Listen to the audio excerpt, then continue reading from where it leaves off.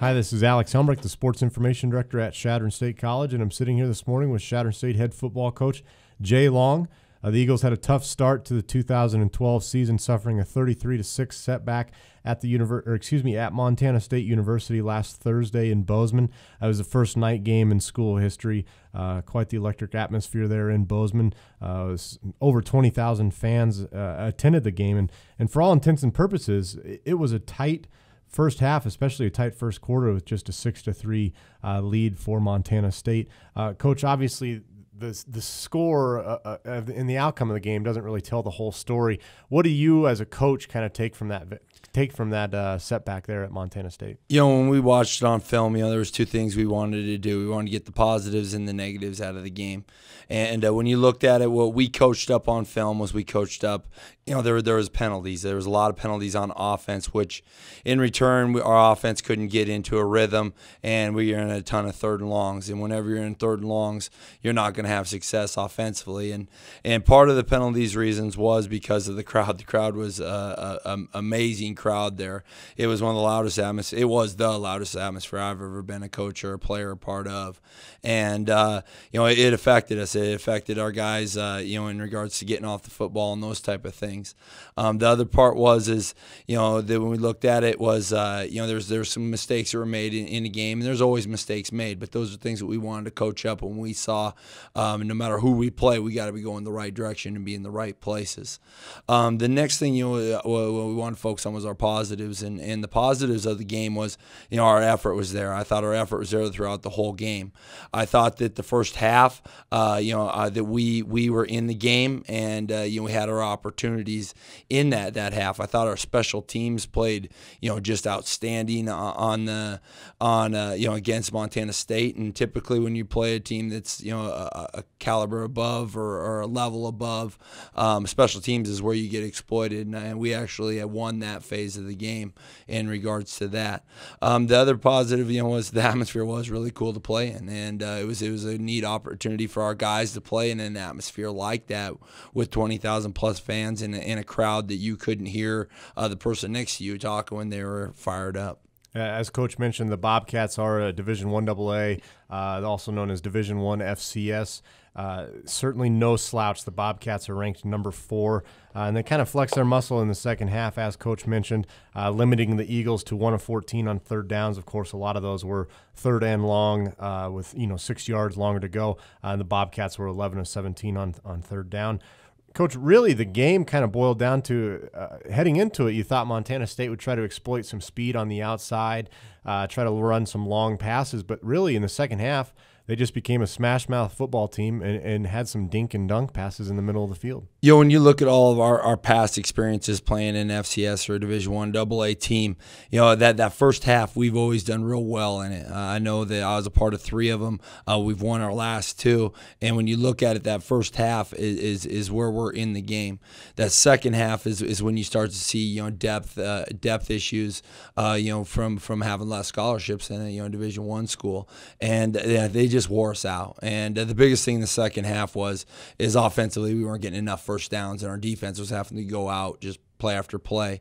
And I think they ran like 83 plays on offense, and we were only like 54 on our offense. So our defense was out there a ton of plays, and when that happens, you just get wore down, and that's where they started to run that ball a little bit more than they did in that first half. In the first half, I thought we came out and, offensively, a positive was we at halftime, Glenn Clinton was averaging 5.5 yards a carry, and Michael Matkins was averaging 4.5. And when you look at that against that defense is a nationally ranked defense, so they're 4th in the country, and they had 7 preseason all conference picks and an All-American D tackle, an All-American linebacker, and an All-American safety preseason picks, and for us to get some success there, that's exciting. But once again, we'd have a good run play, but then a penalty or something would negate it, and we could not get into a rhythm with things. And on defense, I thought also the positive was that I thought we held held our own against that run early. And the other thing was we were nervous about them, going deep. I know Coach Jersel kept talking that they like to go deep. They like to go deep. And really, they just had a lot of, the short passes. And I thought our secondary played outstanding. Pierre Etchemendy, Lane Haller, Bryce Hebner, and Connor Casey. Those guys and Tree, they definitely had a good game, and they were all over the place. And for those fans who watched the game either online or in person, saw quite the performance from quarterback Denarius McGee from Montana State. He was 29 of 40, threw for just 176 yards, but 4 touchdowns. And I can think of at least 5 plays that he basically made by himself, escaping pressure, getting out of the pocket, and finding the open man downfield. 2 of those resulted in touchdowns, so it could have been a very different game. I know you and your coaches have talked about you're probably not going to see a quarterback of that caliber the rest of the season. Well, I'll tell you, we sure hope we don't. I mean, that guy can run, and I mean, he's up for the Heisman of 1AA, and I mean, he could just extend plays. There was a couple times where we broke through, and I was like, we got him, and then he just did a little rollout and gained more time, and it's impossible to cover somebody that long, and he just bought time with his legs and then threw him out there, and like I said, 2 of them resulted in touchdowns. Coach, finally, about Montana State, few Division II schools open up with this, I guess, this challenging of a task. On the road, a night game, the first night game in home history there at Montana State. What do you kind of take? Like, what was your goal going into this? Our goal here at Chadron State is always to win. And, when you look at our guys and our attitude that we have, is that we expect, to win when we hit the field. And there's a difference than wanting to win and expecting. And, our program with the tradition we've had, expectations are that. And, that was, the ultimate goal. The second goal is we wanted to find, positives in the game and see, how our players react to a team of that caliber. I mean, Montana State, they're talking national championships around there, and for us to get in there and compete and to hold our own, I think that's positives for us going into our next games and going into the next season. Well, as Coach mentioned, the season continues. This Saturday for the Eagles, they will play at Angelo State. That's a 1 p.m. local kickoff, a 2 p.m. kickoff there in Texas, of course, there in the Central Time Zone. The game will be broadcast on Double Q Country. But, Coach, really, looking at Angelo State, this is a game a lot of the returners, I'm assuming, are pretty fired up for. Angelo State came into Chadron State last year and won 49-42. Scoring 28 unanswered in the fourth quarter. I'm sure that left a bitter taste in much of the returners' mouths. I would say anytime we lose in the fourth quarter, is not a positive, and we've taken pride for so long in this program that that we win the fourth quarter, we win the second half, and for them to come back in that second half and beat us obviously leaves a bad taste, and we're gonna have to buckle up. They're a good football team. Blake Hamblin is a quarterback who also played up here last season for the Rams against Western State in Angelo's 42-14 victory to open the season last Saturday. He completed 19 of 28 passes for 320 yards. 3 of those passes traveled at least 45 yards, and all 3 of those ended in touchdowns. So Angelo State, as many Chadron State fans are well aware of, is certainly capable of the big play. Yeah, when you look at them, I mean, they also have big play capabilities on special teams. That was the one of the big factors with with Western State is Angelo scored twice on their punt block team, and one was a snap over the head, and the other was they blocked one and took it back to the house.